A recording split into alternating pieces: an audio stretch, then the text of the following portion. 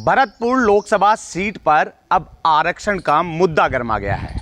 दरअसल लंबे समय से भरतपुर और धौलपुर की जनता यूं कहें कि जाट लगातार आरक्षण का मुद्दा उठाने में लगे थे। अब लोकसभा चुनाव में वापस आरक्षण का मुद्दा गरमा गया है। कुछ दिनों पहले ही कांग्रेस की जो उम्मीदवार है संजना जाटव के साथ जाट प्रतिनिधियों ने वार्ता की, यूं कहें कि मीटिंग का दौर चला और संजना जाटव को समर्थन देने की बात करी।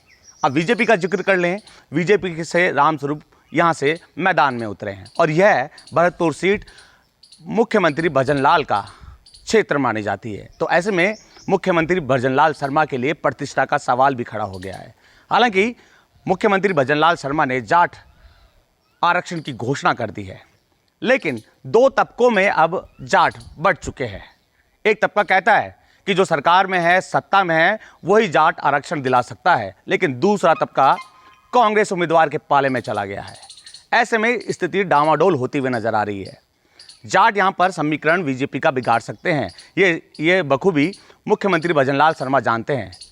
उनका क्षेत्र होने के कारण लगातार उनकी ओर से जनसभाएं भी की जा रही है। अब तक 5 जनसभाएं भरतपुर में मुख्यमंत्री भजनलाल शर्मा की ओर से की जा चुकी है। जनता का मन टटोलने की भी कोशिश की जा रही है, लेकिन अलग अलग चर्चाएं चल रही है कि बीजेपी कैसे जाट को साधेगी, क्योंकि जाट लंबे समय से आरक्षण का मुद्दा उठा रहे हैं। आरक्षण के मुद्दे पर लगातार वार्ता भी होती है, लेकिन विफल हो जाती है, या फिर आश्वासन दिया जाता है, कमेटी बना दी जाती है। लेकिन भजनलाल शर्मा जाट आरक्षण के मुद्दे को आंकलन करते हुए उन्होंने घोषणा तो कर दी बीते दिनों कि हम जीतने के बाद जाट आरक्षण का मुद्दा पूरा करेंगे। लेकिन वहीं संजना जाटव भी जानती है कि अगर जाट वोटर्स को साथ लेकर चलना है तो कहीं ना कहीं उनको उनके मुद्दे को बुनाने की कोशिश की जाएगी, और बखूबी संजना जाटव जाट आरक्षण का मुद्दा बुनाने में लगी है। यहाँ जाट समीकरण बैठाने की दोनों ही पार्टियां कोशिश करने में लगी हैं।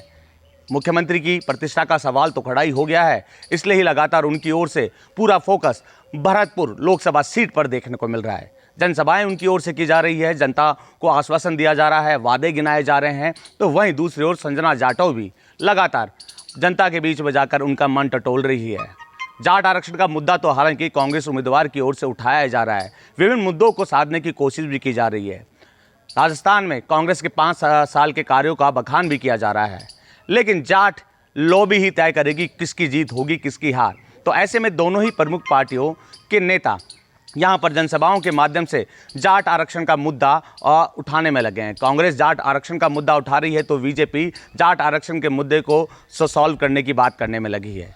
लेकिन जाट अलग अलग टुकड़ों में बंट गया है। इस सीट पर अलग अलग जाटों के संगठन बन चुके हैं, तो कोई बीजेपी का साथ दे रहा है, तो कोई कांग्रेस को समर्थन करने की बात करने में लगा है। अगर इस सीट पर बीजेपी को जीत निकालनी है तो निश्चित तौर पर जाट को साधना होगा, जाट संगठनों को साधना होगा, क्योंकि जाट इस सीट पर 2 टुकड़ों में बंट गए हैं। माली समाज भी यहाँ से आता है, ओबीसी वर्ग भी यहाँ से आता है, ब्राह्मण वोटर्स भी हैं, लेकिन सबसे ज़्यादा जाट वोटर्स की संख्या है।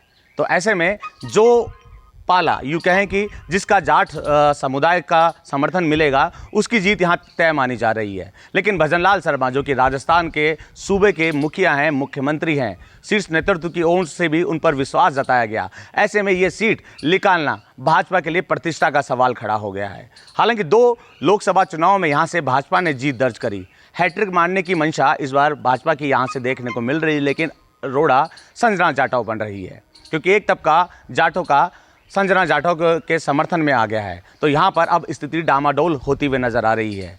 मुख्यमंत्री भजनलाल शर्मा भी जानते हैं अगर जाट वोटर्स को नहीं साधा गया तो निश्चित तौर पर इस सीट पर हार का सामना करना पड़ सकता है। ऐसे में लगातार उनकी ओर से सभाएं की जा रही है।